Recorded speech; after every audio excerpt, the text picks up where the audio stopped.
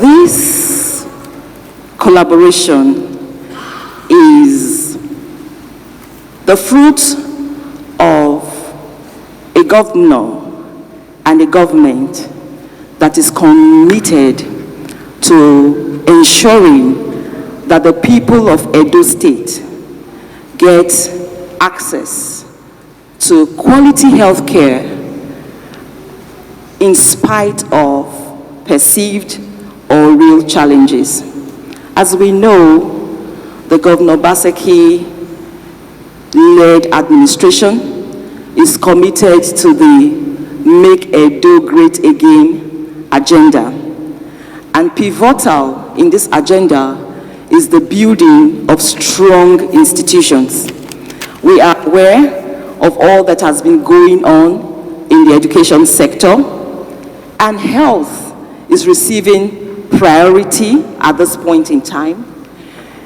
We only recently celebrated the consummation of the project to reopen the Edo State College of Nursing Sciences. We are currently upgrading our PHCs to establish them as the gateway and the bedrock of healthcare in Edo State. And so when this collaboration was conceived, it was natural for us to opt to use our PHCs as the platform on which we will deliver this service. We have, coming from the Association of Nigerian Physicians in the Americas, about 65 highly qualified professionals from medicine, surgery, and all the super specialties that you can imagine.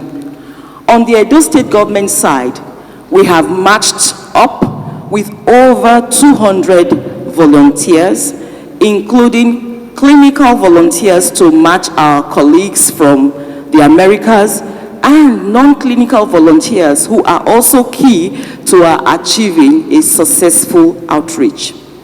In the past 3 weeks, what we have focused on is getting our residents in Edo State to be aware of the upcoming medical mission.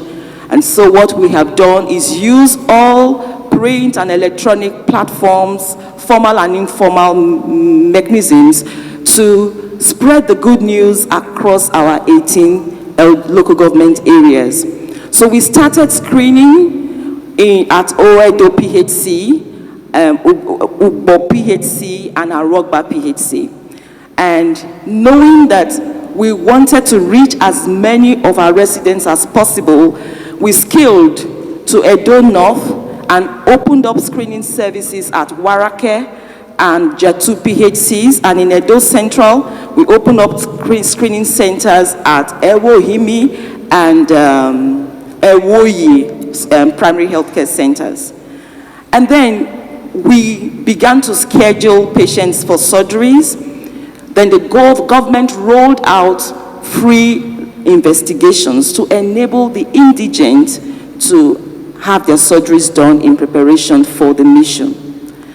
In Benin City, we also scaled screening services to include the primary healthcare center at Iwogman and Ugbekum. So far, we have screened a total of about 4,000 residents. About 600 are requiring surgical interventions, of whom about 300 are ready for surgery, which means they have been screened, their investigations have been done. And as this mission begins, we will continue to do the preoperative work to see that all who require surgeries have them. Medical screening is also ongoing, and for this mission proper, we're going to be providing free treatment. And so we have 3 main facilities where we are providing services. At Ugbo PHC, which is where we encourage the most people to go to, we will be providing medical services to residents coming from 18 local government areas. The government of Edo State has provided transportation support to enable our brothers and sisters from other LGAs outside the metropolis access care at Ugbo PHCs. So those who are coming to Benin City to get care should go to Ugbo PHC for their medical concerns. All persons requiring care for eye concerns will be seen at the hospital's management board premises. Please note that those who will have eye surgeries have already been selected and scheduled, but there will be those who need non-surgical interventions for their eye conditions, and this will happen at the premises, the conference room and boardroom of the hospital's management board at Ring Road. In addition to that, there are about 3,000 eyeglasses that are going to be dispensed at this medical mission.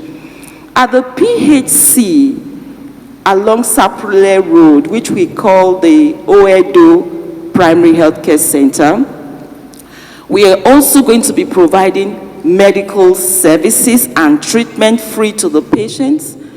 But something unique is also happening at Oedo PHC, which is the deployment of technology to get our residents in Edo State have the benefit of getting care from AMPA colleagues who are not physically present here. They are in the United States of America, and they will be providing consultation using telemedicine services. The good news about this is that beyond the end of the screening, which is May 1st, the telemedicine services will continue indefinitely, and the goal is that over time we will adopt one PHC after another to scale up the reach of the telemedicine services for the benefit of our people. Another high point of this medical mission put together by the Edo State government and AMPA this year is the Help Babies Survive Train the Trainers program.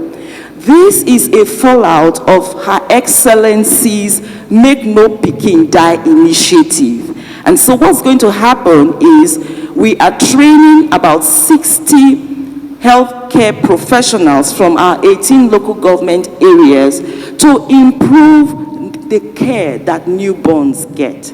We are all aware of what our neonatal mortality rates look like, and our dream, our goal, our hope is that at the end of this training, we will have a critical mass of well-trained practitioners who will go to implement the training they have received, as well as train others to do likewise. So if you are asking yourself, what kind of care can I get within this week? You can get care from cardiologists, endocrinologists, neurologists, neurosurgeons, ear, nose, and throat and head and neck professionals, ophthalmologists, optometrists, pharmacists, specialists, nurses, and there is a special COVID team on ground to help us ramp up the uptake of COVID-19 vaccination. This is not just another medical mission. This is a medical mission that has been put together intentionally and thoughtfully with specific endpoints in mind, and we are convinced that our partners from AMPA will not only share their skills with us, they will also learn from us. So there's going to be mutual learning, and this collaboration is going to continue for the good of the 5 million or so people that we serve. Thank you. First and foremost, the vision of AMPA is a healthier Nigeria in a healthier world. AMPA as an organization is a 501c3 organization registered in America, which means it's a not-for-profit organization registered in America. The organization is made up of physicians and dentists practicing in the United States of America. Our organization has been in existence for over 27 years. We represent over 5,000 physicians, and dentists in the United States of America. Today, we are here in Edo State to actually continue to actualize the vision of our organization, a healthier Nigeria in a healthier world. And one of the ways we can always get to make a dent is by engaging in an AMPA week. Again, the AMPA week is comprised of the following. We have the AMPA medical mission, which is a service provision piece. We have the AMPA advocacy day, which means we get to have a couple of us go to Abuja and talk about the need for all of us, our leadership, to understand that health care or health and the provision of health services is a right. It is not a privilege. So we go to Abuja, we advocate, telling our leaders that please recognize that health service provision is a right and not a privilege. And the third piece of our AMPA week is working with our colleagues out here in Nigeria to engage in capacity building and infrastructure, or rather exchange of skills through a continuing professional education. So that's what our AMPA week is comprised of. But please be aware, very much aware, that this initiative today started with the First Lady of Edo State, Her Excellency Mrs. Betsy Obaseki. From the very minute she was informed, she said to me, Chris, it's okay. We are all on board. So thank you, madam. I'm grateful that we've actually actualized this today. Following her acknowledgement, I'm proud to say the state government immediately embraced the opportunity. And that again why, gentlemen and ladies of the press, we are here today to talk about this 2022 AMPA medical mission, which has actually become the largest AMPA medical mission for us. We've had missions in other states, but this is the largest, and it has been made possible with the involvement of the state government, but most importantly, the participation of the First Lady of Edo State, who was involved in almost all of our meetings. And be rest assured, gentlemen of the press, ladies of the press, that we have come to deliver health services to our population of Edo State. Like you heard the Honorable Commissioner talk about, we have come with all specialties, from neurosurgery to internal medicine, infectious disease, endocrinology, nephrology, ophthalmology, just name the specialty in medicine, we have come with somebody to help. Pediatrics, Dr. Scott, well-known pediatrician, taught all of us, so we have come with everybody. We also have a dental team. All of this does not only involve the provision of care, there's also capacity building and skills transfer. So we're working in very close collaboration with our colleagues on ground. You heard the Honorable Commissioner talked about almost 200 people who will be joining the 65 professionals coming from the Americas, AMPA, to really engage in cross-skill transfer, expand on skills and cross-skills transfer. We are glad that people have taken advantage of this opportunity, and we will ensure, with the support of the Edo State government, that we are able to actualize the provision of this care. I can tell you, for those of us coming from the United States, we understand the pain that people go through to get health care. We feel the financial pressure to help alleviate this, with the support of the government, we too on our own as an organization have come to provide you medication, free medications. Free medications, free glasses with the support of the state government, free medical supplies as well. We have come with all of this to ensure that we can make this inadequate access to dental services or medical services become an adequate process. Please be rest assured, we are not saying this is the Cadillac of the process, but at least we need to start from somewhere. This initiative is an indication of where we are starting from, and I'm very hopeful that at the end of the day, the citizens would benefit from this process. And quite honestly, you heard about the continuity of our process. We as an organization, our board, for the first time in our 27 years, have pledged to engage in telemedicine. For all of us who are very much aware, with COVID, the whole idea of telemedicine has taken a new turn. It's almost becoming the mainstream that used to be at the back burner.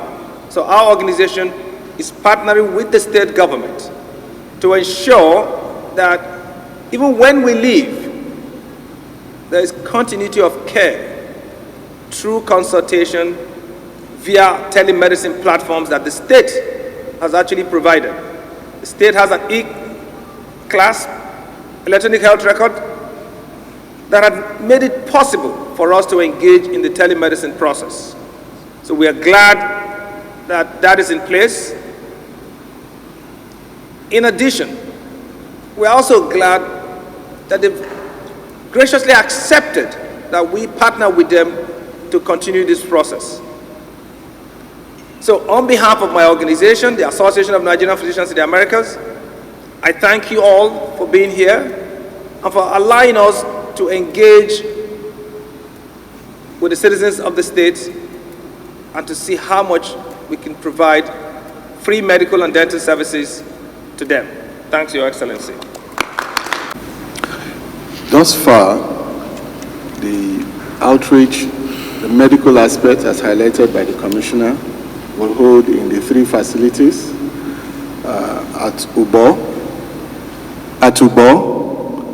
There would have a team of specialists, including physicians, cardiologists, endocrinologists, pediatricians, and the lot in that particular facility. We just came from there now to inspect things there, and we're good to go as far as Ubo PHC is concerned.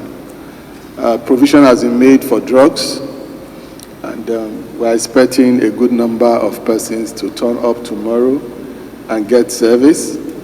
And we recognize that there's a need to continue care. The diabetic who comes there or the hypertensive who comes there tomorrow, the drugs that will be provided there alone will not be able to, in the long term, take care of such a person.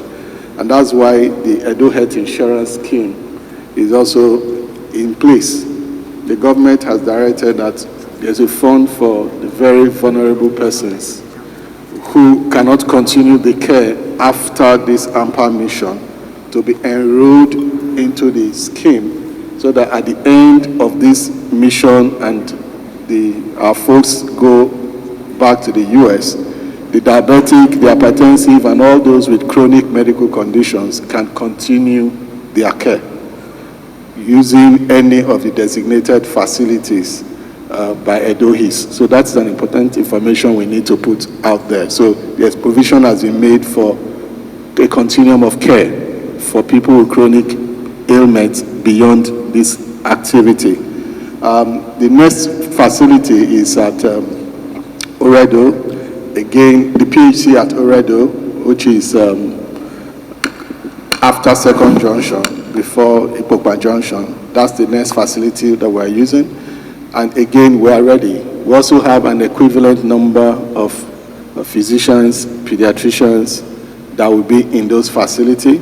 We also have a dental expert who would also be talking to us about dental issues, because that's one area that we actually oftentimes neglect. We also have a dental expert from the US who will be talking to us on how to take proper care of our dental and oral health. Then, of course, at the free drugs will also be available there. Then finally, the eye, which we hold at Health Management Agency premises behind the House of Assembly. You have a team of ophthalmologists and optometrists. And like the Commissioner and Dr. Okunsari mentioned, the glasses are also available to be provided there. In these three facilities that I mentioned, we have provision for screening for sugar, point of care testing for sugar. We also have provision to conduct urinalysis. Okay, that may actually be the first time some people may be doing a urinalysis for the first time.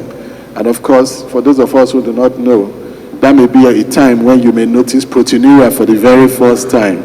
And proteinuria has a lot to do with kidney function. And we're definitely having a lot of people with kidney issues, even at TSH. So people will have urinalysis done in these three facilities that I mentioned. And if that's the first time they are noticing such like proteinuria, then we have nephrologists who would take it from there. Then also, of course, you could also find sugar in the urine. That is also not a good sign. These are tests that will be done for virtually everybody that comes.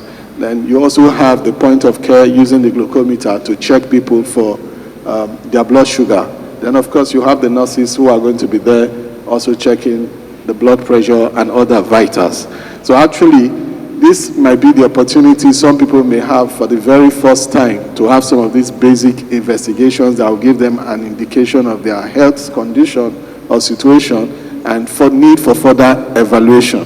And then finally, the same will hold in even the eye facility where the eye check will be done, the same will hold.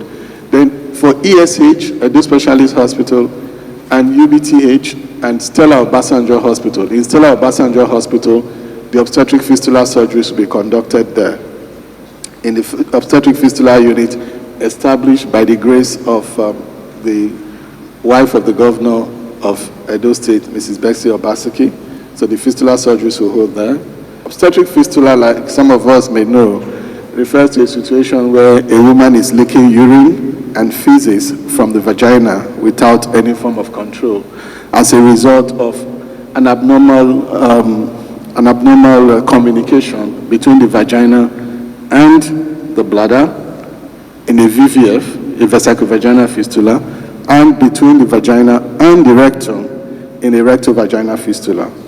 And in some very bad cases, they leak both urine and feces abnormally through the vagina.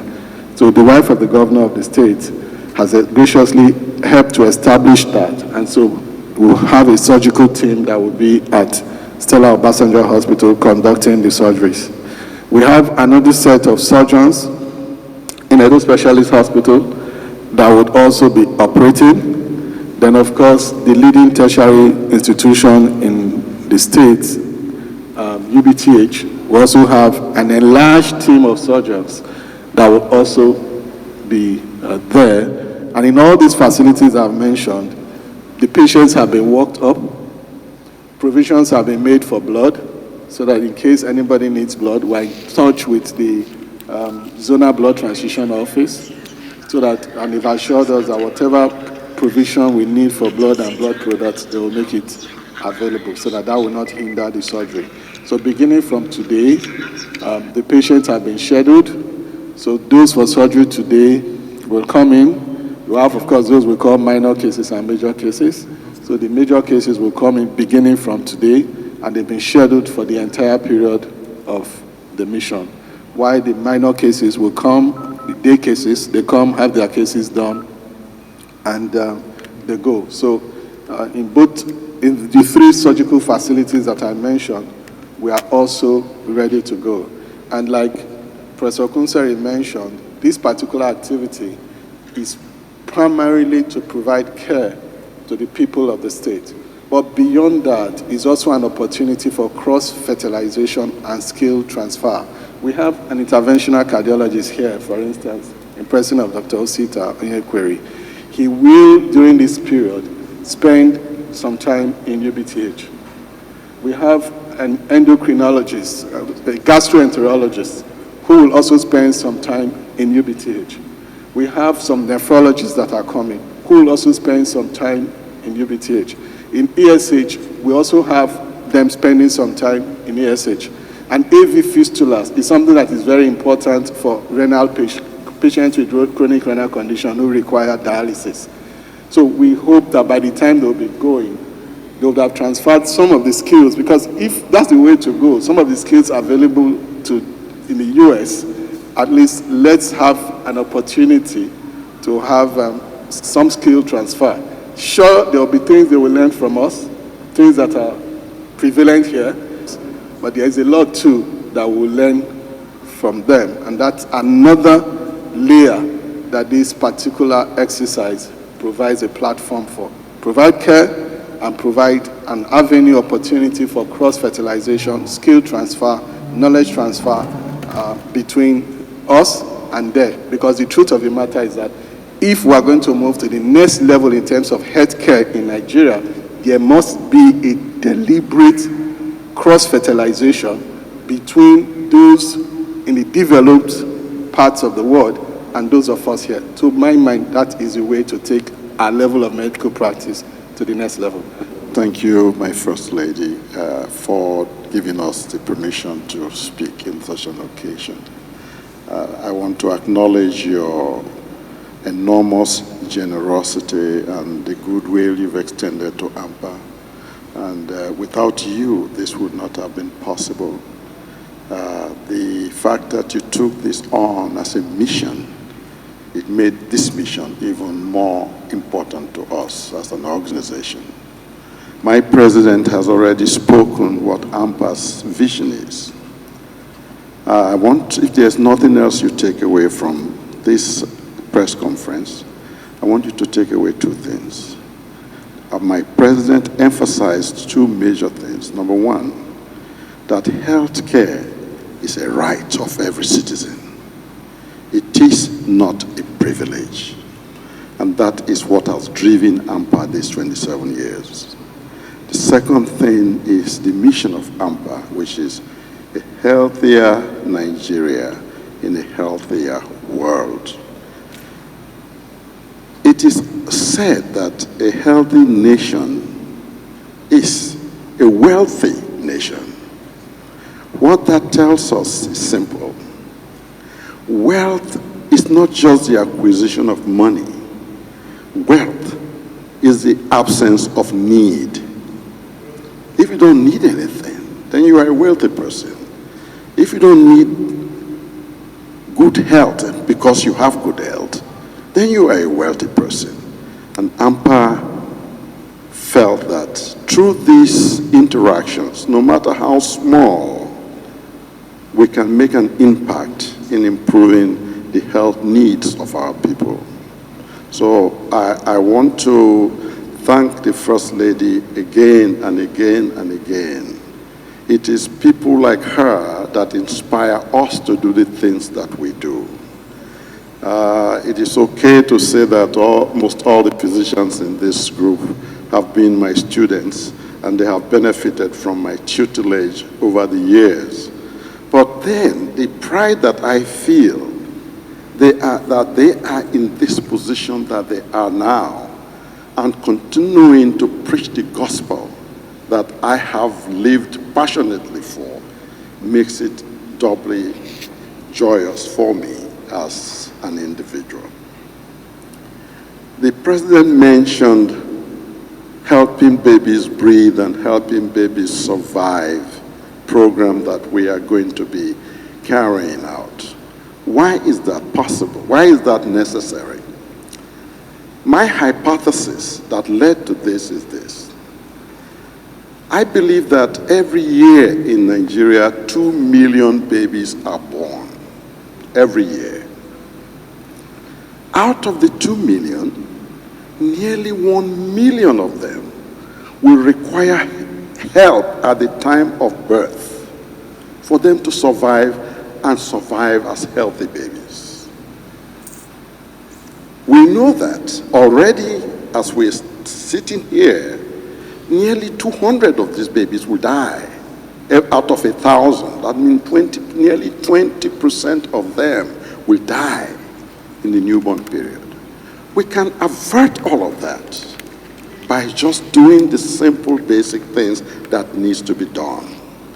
Because of that, some of us have gone to go through training. We've gone to train over the last few years on how to make this possible. How do we use our local facilities in ensuring that our babies survive and thrive? That is where the Helping Babies Breathe, Helping Babies Survive program came from. And I believe that we can make a difference. We can make a difference by doing the right things. And as my president has emphasized, we are not here to claim that we know it all. We are here to collaborate with our colleagues on the ground. We are here to transfer skills back and forth. It's a reciprocal transfer of skills. We learn from them, they learn from us, you see. And that is how we intend to make this thing work and to work for a long time after I have departed the scene.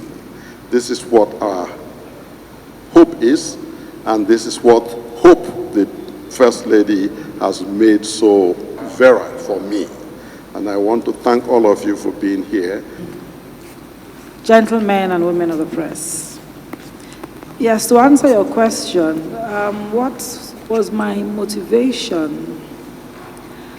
I think since the last election, which I'm sure you all recall, and you're all, I'm sure, familiar with what we went through as a government, trying to come back to government to serve our people.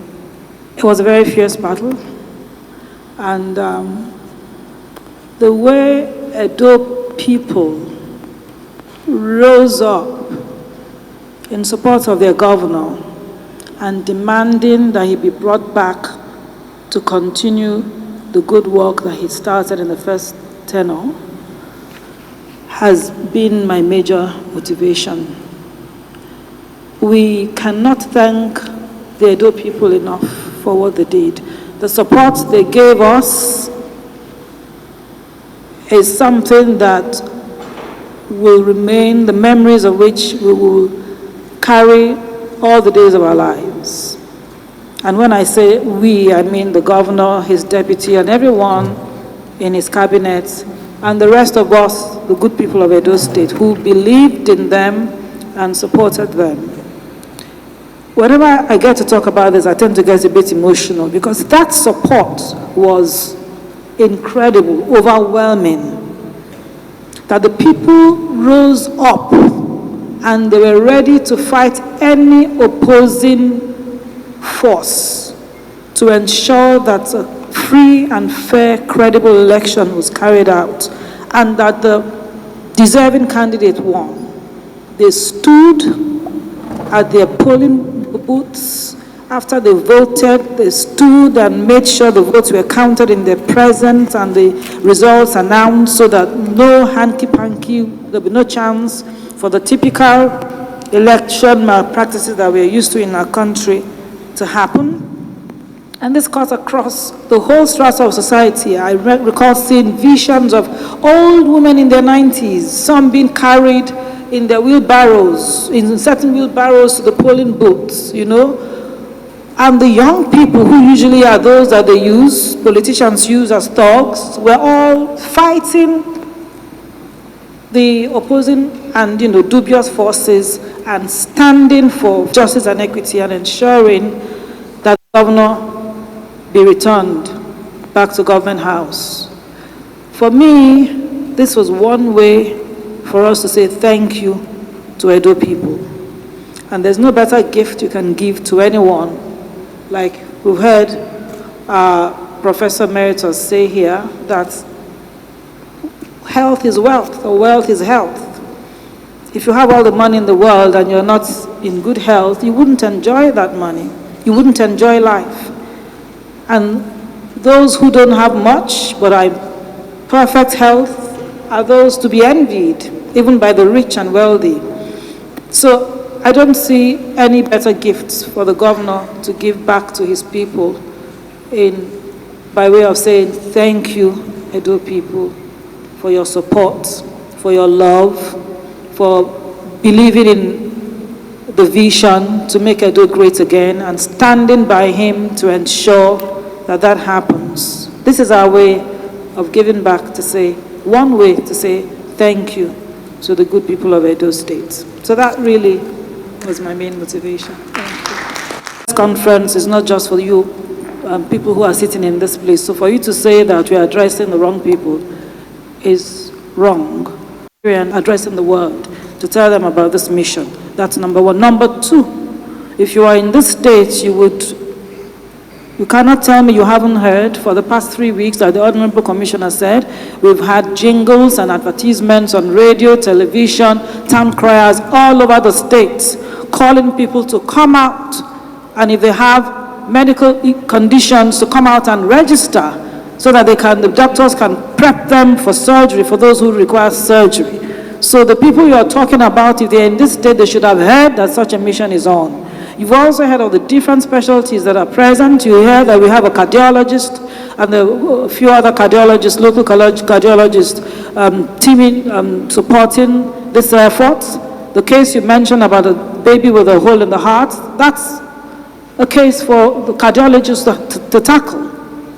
Okay, so all of the specialties you're asking, saying that you don't know what level of intervention, what's higher level of intervention is higher than surgery?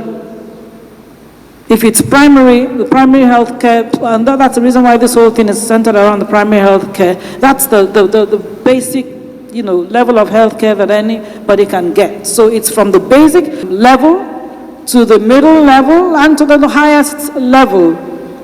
And that's where patients who require surgery are going to be attended to at UBTH and the Edo Specialist Hospital.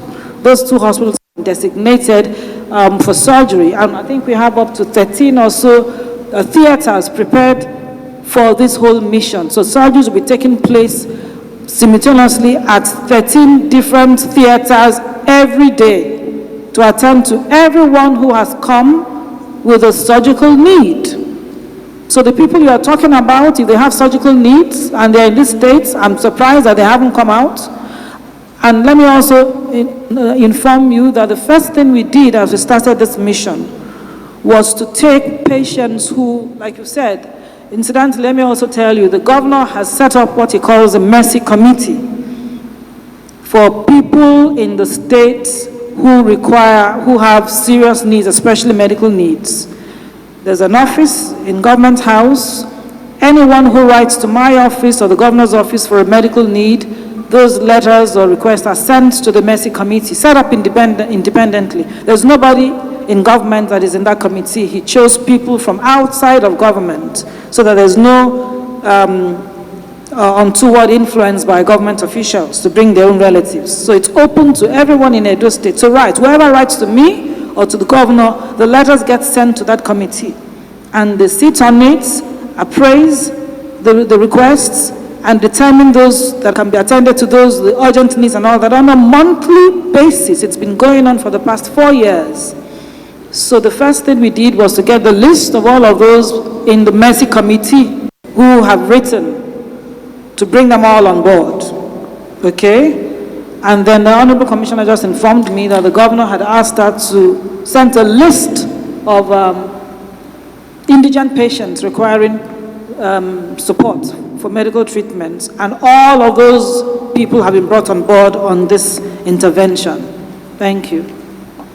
May I use this opportunity to share with gentlemen and ladies of the press that health and the services that we are providing, quite honestly, we cannot give you a number when we provide health, and I'll be very clear what I mean precisely.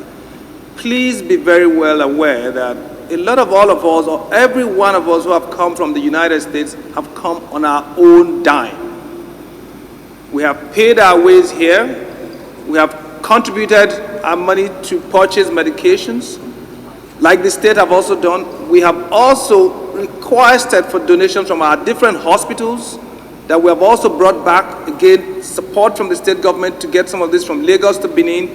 We have also donated financially to buy things as well, because we feel the need to address inadequate access to healthcare services in our country, but most especially in our state. We recognize the value of health. We're not trying to come and tell you is what X number, but please be aware it's valueless. It's a lot of money, but don't put that as the top heading. What is important to us is the number of lives we can reach out to. We have also aware that all the professionals who have come here have abandoned money. They are not getting paid for the periods they are here. The 2 weeks we are here, we don't get paid a dime. For those of us who work for an institution, for those who work in private practice, they don't even get money for those times they are out of their private practice. So how do you begin to quantify every individual's contribution without trying to exaggerate it? And you add that to what the government is providing to support this process. It's enormous. So let's talk about the numbers of lives, the people that we're going to reach out to, who ordinarily will not have access to the kinds of professionals that they have access to now. To me, that is the passion, that is my excitement about the process. I will just expatiate a little on what Chris has said.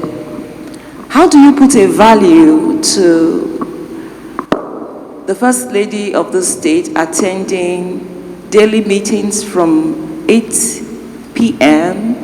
to 11 p.m., attending physical meetings at the Ministry of Health, providing meals?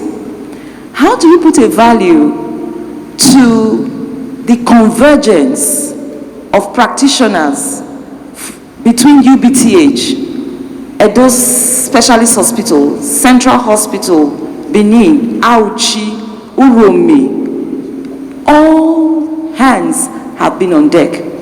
How do you put a value to the confluence between the Primary Healthcare Development Agency, the Edo Hospitals Management Board, the Edo Health Insurance Commission, the Edo State Ministry of Health? How do you put a value to the fact that for this mission, the government has said whatever is required for these people to do the investigations, we will pay. It's coming free to our people, but someone somewhere is paying. How do you put a value to the over 200 specialists from the Edo State government side who are downing tools concerning with respect to any and everything that does not have to do with this mission for the next 1 week plus? Our colleagues in Edo North and Edo Central did not have an Easter break. They were out there screening patients. How do you put a value to all this? We could continue. It's endless. Thank you. My background is pharmacy.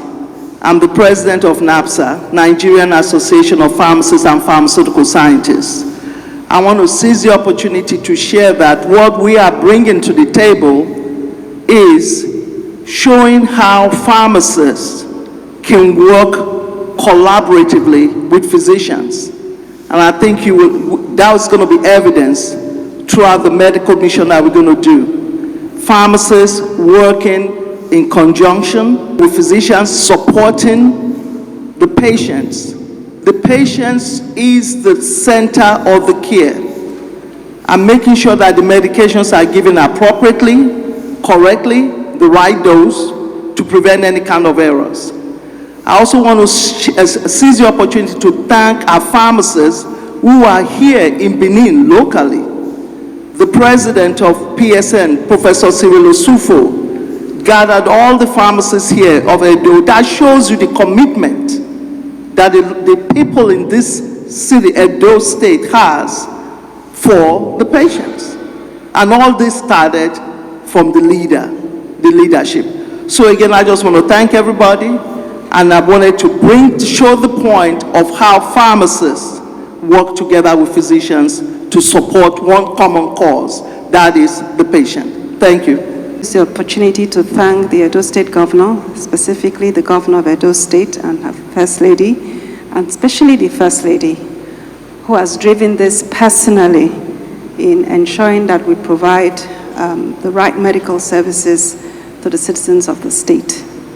Also, thank you to the Association of the Nigerian Physicians in the Americas, who we have partnered with in the past. They came to Abuja, where was the first partnership with AMPA, and this is the second where we are seeing live the shared commitment of Nigerian physicians in Americas to give back to their homeland. Can we please give them great thanks?